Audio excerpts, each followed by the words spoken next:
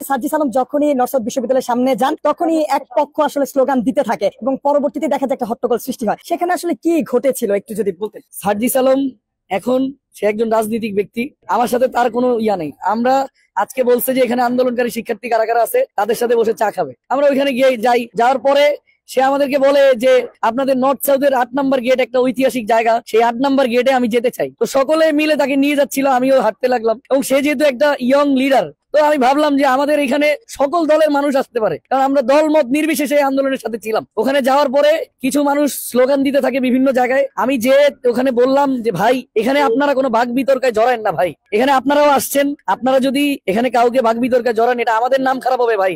ঢাকা বিশ্ববিদ্যালয় ভাববে প্রাইভেট বিশ্ববিদ্যালয়ের হাব বসুন্ধরা আবাসিকে এসে তারা লাঞ্ছিত হয়েছে। এই জন্য আমি বলেছিলাম যে আপনারা ঝামেলা করেন না ভাই, আমাদেরকে সম্মানের সহিত এই গেস্টদেরকে এখান থেকে বিদায় করতে দেন। আপনারাও আমাদের গেস্ট, আপনারাও কিছু করেন না। আর এই স্থানে আমরা থাকি ভাই, আমাদের আন্দোলন সংগ্রাম 2015 সাল থেকে 2024-এর আন্দোলন, আমি প্রত্যেকটা আন্দোলনে ছিলাম, আমার সেই আন্দোলনের প্রমাণ আছে ভাই। আমি কোনো দলের না ভাই, আমার কোনো এখন পর্যন্ত কোনো দলের পোস্ট নাই, আমার কোনো পজিশন নাই। এক ছেলে এসে আমার সাথে হাতাহাতি করে, আমার বন্ধুকে আমি বাঁচাতে গিয়ে যখন আমি তাকে ধরি, পিছন থেকে এক ছেলে আমার এখানে কামড় দেয় এবং মাথায় বাড়ি দেয় ভাই। আমি এখানে এটা টের পাইনি, আমার লাল পাঞ্জাবি ভাই। আমি পরে ফিল করলাম যে আমি দুর্বল অনুভব করছি। পরে আমার জামা টেনে মেনে যা হয়েছে, হওয়ার পরে আমি সেখানে পরবর্তীতে আমি ফিল করতে লাগলাম আমার এখানে কাটা দাগ ভাই। পরে এসে দেখি ভাই এরকম মিনিমাম 14 ইঞ্চি একটা দাগ, যেটা একটা বগি বা এরকম কোনো কিছু দ্বারা আঘাত করা হয়েছে ভাই। এই সরকারের কাছে আকুল আবেদন করব যে আপনারা কোনো দলের পক্ষে না, যে আপনারা দ্রুত এটার বিচারের ব্যবস্থা করেন। এবং আমি বাংলাদেশ বিএনপির কাছে, জাতীয়তাবাদী দলের কাছে আমি আহ্বান করব, আপনাদের দলের নাম ভাঙিয়ে যদি কেউ কোনো অপরাধ করে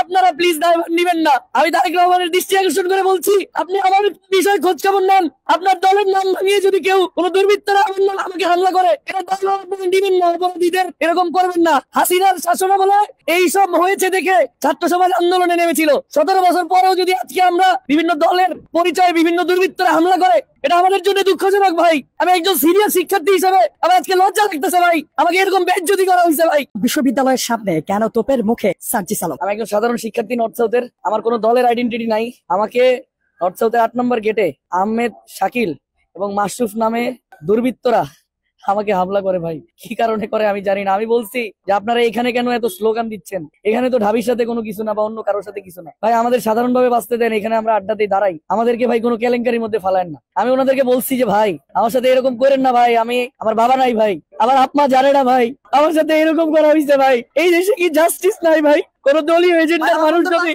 কোন অপরাধীর কোন দল হইতে পারে না ভাই, অপরাধীর কোন দল নাই ভাই। আমার এখন খুবই ব্যথা লাগতেছে ভাই, আমি ওই ইয়াতে নাই, আমি সারাদিন রোজা ছিলাম ভাই, আমি এখন বন্ধ কোনো কিছু খাইতে পারি না ভাই। আমাকে মানুষ উল্টা ফোন দিয়ে বলতেছে, উল্টা আমাকে থ্রেট দিচ্ছে যে আমি যদি পুলিশ কেস করি আমার নামে উল্টা তারা মামলা করবে ভাই।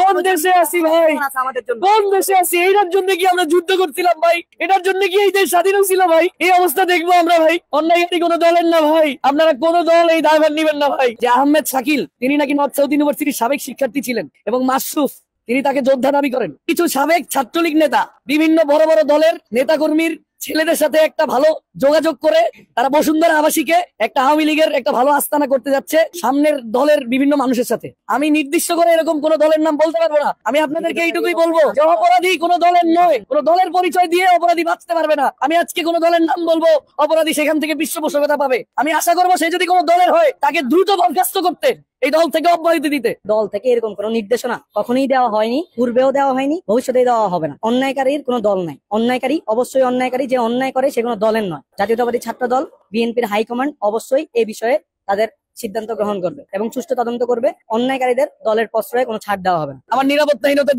ভুগছি আমি, আপনারা প্লিজ আমাকে সাংবাদিক ভাইরা সহায়তা করবেন। আমি এখন ভাটারা থানায় যাব। ভাটারা থানা নাকি আমাকে এরকম জানানো হয়েছে আমার ভাই ব্রাদাররা যে আমি কোনো মামলা দিলে সেই মামলা গ্রহণযোগ্য হবে না। আমি দেখতে চাই এই মামলা কাদের পৃষ্ঠপোষকতে এরকম না নেওয়া হয়।